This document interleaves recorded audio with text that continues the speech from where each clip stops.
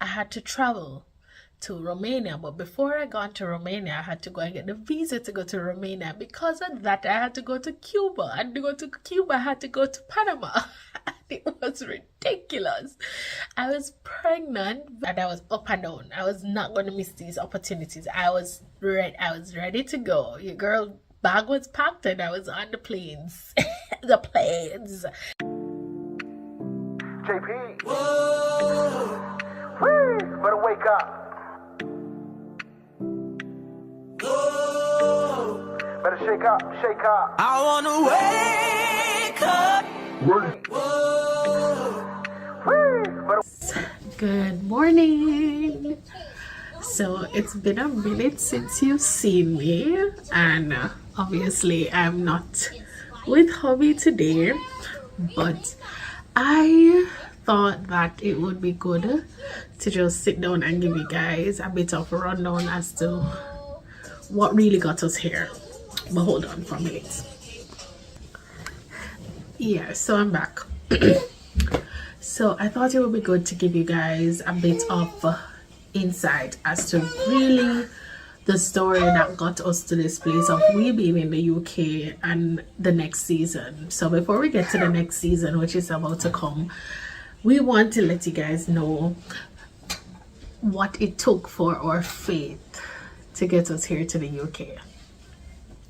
So we're going way back, all right? So you know that we got married and all of that. So we're living in Trinidad, and the Lord said it's time to go to Jamaica. So we go wheel and come again, right? So we're on our way to Jamaica, and Jamaica was a whole journey on its own. So when we landed in Jamaica, for me, I was expecting things, and trust me, the whole experience was depressing, overwhelming, and very hard for our marriage, because we had to switch roles. We had to do things against the culture, against the norm. So I was the one outside working, and my husband was home taking care of the baby, just one, Sion. He wasn't even one at the time. And the cost of living in Jamaica is just atrocious, and it mashed me up. I went back to Jamaica having 3 different sources of income, and it could not suffice. It was very hard. It was extremely hard, and I was just like, God, this don't make no sense. Like, why would you take us from a place where it wasn't like we had gold spoon in our mouth, but the experience that we had in Jamaica versus what we had in Trinidad, you would make Trinidad seem like it was heaven and Jamaica is hell. And so there was a lot, but there came a point where I had to learn to just let go and let God. And people say this a lot, but I realize even in this season I'm having to do that again. I have to really just let God take control, because it just wouldn't work out no matter what I tried. It was not working out. So in 2020, we got there in 2021. So about midway in 2022, I remember we're at our rented apartment, and a friend of mine called me, big up yourself, Sarah, and we were talking, and I remember there were about 2 or 3 things that she said in that conversation that had me bawling on the floor, giving God thanks. Because in that moment, it felt like somebody nudged me in my stomach, and things started making sense. So I got into this place of letting go and just starting seeking after God, because I was losing it. I was going to counseling, still not making sense. So things were not making any sense, and so I realize this about myself now, because I've done it probably 3 or 4 times now, that when things don't make any sense, I just kind of leave everything and I just go to God. So that's what I did. When Sarah called, she was talking about her experience in the US, and she told me that she's gonna apply for this scholarship called the Chevening Scholarship. And I told her about my friend that I know that went on it, and some other person that I know of that are scholars, but I just didn't think that. When you hear the word scholar, you think bright, right? And I know I'm not dunce, but I just never feel like because of the kind of caliber of people that get chosen most years, it kind of never seem like something I should go after. And so she said, no, you should, because you're a leader, you do your work in your NGO, whatever. Both of us run our own organization. So she was like, it's a good thing. But then she said one key thing. This lady said to me, reparation money. And I'm like, yeah, that makes sense. My ancestors never get educated. And so I am getting this free education, so I'm going to go for it as well. And so that's what we did. I did. In that moment, I remember running into the room and I telling my husband, like, I'm going to go for this thing, you know, because this logic of reparation made more sense than anything else. Like, I'm not even thinking about, oh, if you're qualified or not. Me just know, say I deserve to go to school for free because my ancestors were educated. And it's only fair that if we're trying to talk about equality and leaving no one behind, that this one here, get it. So that was about around August, September there, going into October. So October 2022 now, right? And I said, Lord, this is my new season, going to be a new year. Was this the year I'm turning 30? Yes, I think. Yeah, because last year I turned 31. Yeah, so I was turning 30, so you know, I wanted to have a nice big bang. But the reality is I was more chill. Like, I really wanted to be more reflective. So now I've submitted and it's also my hands. I've done all that I could. And you know, I'm very grateful for my friends who took the time out to like look over those essays. I remember my friend from Uganda, she was already a Chevening scholar in the UK, and she shared with me, you know, how to structure the essay and kind of give me all of the tips that they have been using in Africa, and what really helped her. And I thought it was so useful for me to like restructure everything. Maybe I will do a video on like how to write your Chevening essay. I might do it. There's so many things out there, but I'll just put it in here that if you are considering like going after the Chevening Scholarship, that some of the things you must bear in mind is about who you are. Like, you really need to understand yourself as an individual and what you contribute to society, and then make that translate and speak for itself on the paper. So you're going to talk about your networking skills, you're going to talk about your leadership skills. What have you started? What have you supported? How has that grown? You need actionable evidence of what you would have done to really prove that you are a good contributor to society. And I'm not saying that only those who are get selected, and if you aren't selected, that means you're not. It's just that you need to be able to demonstrate that. So she talked about the STAR technique, which is the situation, the task, the action, and the results. You write according to that. For me, coming from a fellowship that I did in the US called the Community Solutions Program, I spent 4 months living in the US working and also doing a graduate level kind of certification in executive leadership. And I worked on this project called a personal leadership plan. That personal leadership plan that I did in 2019 was what I looked back on to go back through the kind of like goals that I had set about who I am, the work that I want to do, my values, my mission statement as a person. All of that was very critical for me in what I referenced or used to compile my essays, the content for my essays. And for those who don't know, I run an NGO in Jamaica called Women of Destiny that support marginalized women who have gone through gender-based violence, and we do mentorship, advocacy, and empowerment work. And because of that, I have over 9 years of experience doing that, so it's easy for me to I could talk about it. But if you have not been doing anything, I'm sorry to say that it's going to be harder for you. So for me, in the last minute writing about it, it really was just fine-tuning, getting the strength to really talk more, be bold, about, my competency, and I was able to do that, and that was fun. So they looked over it and I submitted, and that let it go. So Chevening is an option. So in the new year, my husband and I sat down and we're like, oh, we want to, we're planning out life. It so happened that we had to move, and we moved shortly from the apartment, and we moved with a friend. When we were moving, I remember we had this thing in our room, and we had written on it like different countries we want to visit, some of the things like our vision. And one of the things that we wanted to leave Jamaica July 27, 2023. We said by that day we should be out of Jamaica, right? Where are we gonna go is the question. So we're looking at different countries in Africa. We just knew that our time was gonna be up in 2023 in Jamaica. So we moved with our friend, and I went into this place again. I was seeking the Lord, and so happened that 2023 became our 2023 years, the year that we decided that this was the year that we're going to be free from debt. We're going to be free from all of those things or strongholds that kind of keep us stuck and stagnant.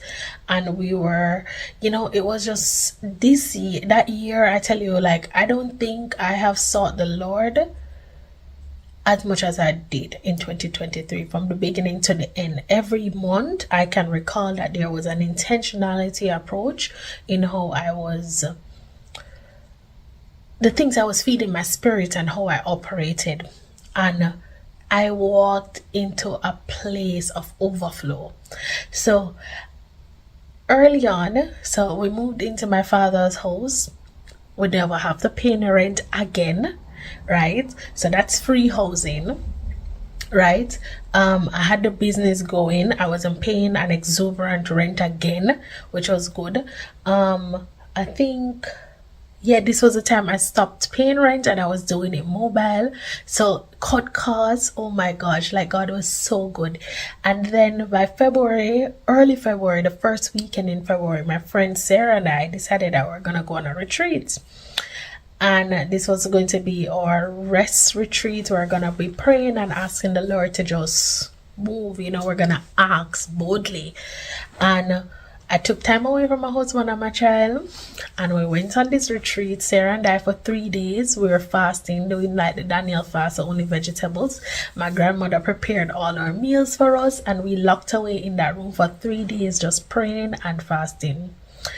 And guys, can I tell you, the second day of us praying, for some reason we were just dancing, I was jumping and hallelujah. I just feel like I just rejoicing in the spirit for something that I don't know. I just felt happy, just like we're giving God thanks in advance of what he's about to do.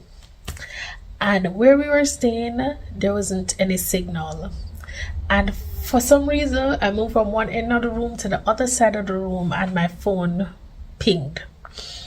So I got a bit of signal and I got an email. Now, I need to tell you guys that before I went on this retreat, I had gotten a rejection email for Women Deliver Conference. So now that's a whole thing. Like, I wanted to go, it's going to be in Africa, blah, blah, blah, blah, blah. And I got rejected, and I felt, like, look at all of these other people and I'm select, why them couldn't select me? So the phone pinged and I looked at the phone, and I got selected to go to Romania as a community solutions, to go and speak and deliver a presentation. And I was just like, oh my God, no, this is an all expense paid trip to Europe. I've never been to Europe before. So I was, oh my gosh, like, God, you really opened this door for me. I was so grateful. And we left that retreat on such a high. Like, we knew what we asked God for. We believed in it. We got revelation. We got insight. We got download. We knew what we were working with. And it was so refreshing. A week and a half later, Sarah called me early in the morning. Olivia, wake up. Check your email. Sarah, I'm sleeping. Check your email. check my email. What did it say? Chevening sent out. I said, oh yeah, I got shortlisted. Alright, bye-bye. She was so high and I was just like, I'm sleeping. It's okay. She was like, we got shortlisted. So we have an interview now to set like guys, if you know anything about Chevening, just getting shortlisted is a whole achievement. Bro, they should have it like, you know, like you have every nominee, you should have shortlisted nominee, shortlist have Chevening nominee, because bro, the process. So I got shortlisted and we're like, oh, when I finally wake up and check it and realize that, yeah, your girl is one step closer to being a Chevening scholar. Like, OMG, this is really happening. And so, yeah, now this put UK on the radar. Like, yeah, I may be or may not be. So within a month's time, I had to do that interview. Can I tell you, March started off so high. Like, I got, I don't know, probably I can put some stuff in here. Got the She Leads Hair Award from Canada. I was featured on the US Embassy website about their programs. I was selected for Branson Center for Entrepreneurs in Jamaica. I was awarded Shiro's Award. So this is all within this month of March. I was booked and busy and preparing to go to Romania in April. So it was, let me tell you guys, you see the timeline. January, we move, no more rent. Guys, I don't know how I'm going to clean that studio. I have to go from head to toe, full suit, covered, like it's COVID in that room. No, sir. Was traumatized. No, Joe's apartment where the roach them just come out, and because we bust the light, the roach them just go back to their head. The place like, ooh. We did the fasting and prayer, the retreat. US dollars, Canadian dollars, and pounds account, mighty God. And I got selected to go to Romania, all expense paid. And got shortlisted for Chevening. So now we're in March. And then I'm getting all of these awards and accolades and acknowledgements and blah, blah, blah. Good things, right? And I'm probably skimming over it because I don't want to bore you with all of that. But I'm just showing you how God was just doing things. I just walking in this season of good things. You know, God was just showing up and showing up. And I remember I went to Branson orientation. It was good, but I was feeling some kind of way in my body and I just couldn't understand. I never felt sick, but I never feel normal. And I remember I did the thing at the US Embassy, and now I was heading back and I decided to stop at my friend's place, her salon. Pick up yourself, Ashley Naturals, right? And so I went in and we were there talking, we prayed a little, and then I said, I'm going to use the washroom, and I bought a pregnancy test because I just felt weird. And there I am. If I can find a clip, it's gonna be here. Of the day I found out that I was pregnant. So here it is. Oh, baby is here. Baby is here. Can you see? Let's put on the test. Yeah. Boom. Boom, bomb drop. Your girl is pregnant.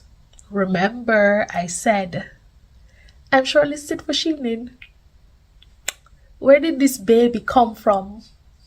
Where did this baby come from? So I'm like, what am I supposed to do with this now? You know, like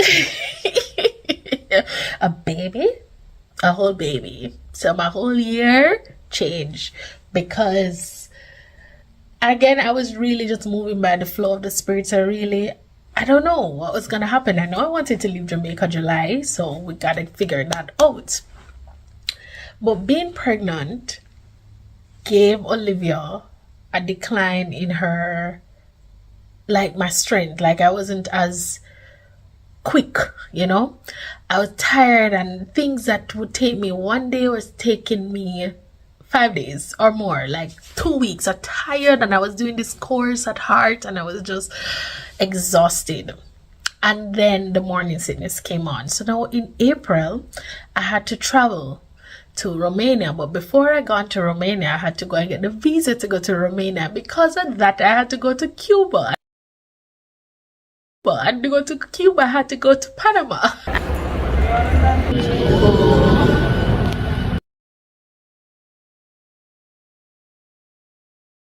It was ridiculous. I was pregnant, very pregnant, not very pregnant, like obviously pregnant, but sick. And I was up and down. I was not going to miss these opportunities. I was ready to go. Your girl bag was packed and I was on the planes. The planes. So I was out and about. So this was like weeks into finding out we were pregnant. We did our first, I think we did a test, a scan, and then I went straight into this traveling thing. And so this baby has gone to 4 countries or 5 already before he was born. So we went to Cuba, as I said, we went to Panama, we went to Amsterdam, went to Romania, went to the US. That's later on. So 4 countries he went to between the ending of March and April, right? And then back in Jamaica, went into a very sad, depressive state in May. And I knew that I needed to leave this country. So I know I was going to have this baby in Jamaica. It was either going to be Trinidad or Canada, where my mom is. And so I needed to apply for my Canadian visa. But guys, when I tell you that, I could not for the life of me complete a form. I could not do anything. My brain was just not clicking. So my mom had her lawyer deal with that because I could not do it. I don't know. It's simple and I've done it, but I don't know why I could not do anything. So that was in May, June. You know, we complete everything that we need to send off to get that application done. And by the way, guys, if you travel and you have a passport that is not strong like mine, please take note of every country you've been, the date you landed, the date you left. And so you can get the tenure of how long you were there, because it's important for your next visa application. Because I did that for Romania and then I realized I had to do it for Canada. So it's important. I didn't know, like, and me probably got too much places, right? Not more than a lot of people, but more than a lot, if you know what I mean. So I kind of had to go through the list and can I tell you? And you need to know things about your family members. You understand? And they need to know your whole life. So visa applied for in June. So that's our idea. We're going to go to Canada. But then there's still the option of Chevening. But I'm pregnant, so what am I doing? So I did the interview in March. Never tell them I was pregnant. I'm too young of a belly for really telling anybody. And I wouldn't know if I get through or not. So we're waiting. Now came around June. Everybody waiting for the results. I think by now you know that I got through. But I didn't get through. I was on the waiting list. Yeah, guys, when I tell you year of faith was we have to exercise faith, because now I know for a fact I'm having this baby in Jamaica. Nothing wrong with having baby in Jamaica, and my friend them have in Jamaica my born. I just know some of them have no money to have the baby at Jamaica. Some of them have the baby at Jamaica. Waiting on a Canadian visa and also having to decide if I'm going back to Trinidad. But now I'm on the waiting list. I've waited for this scholarship.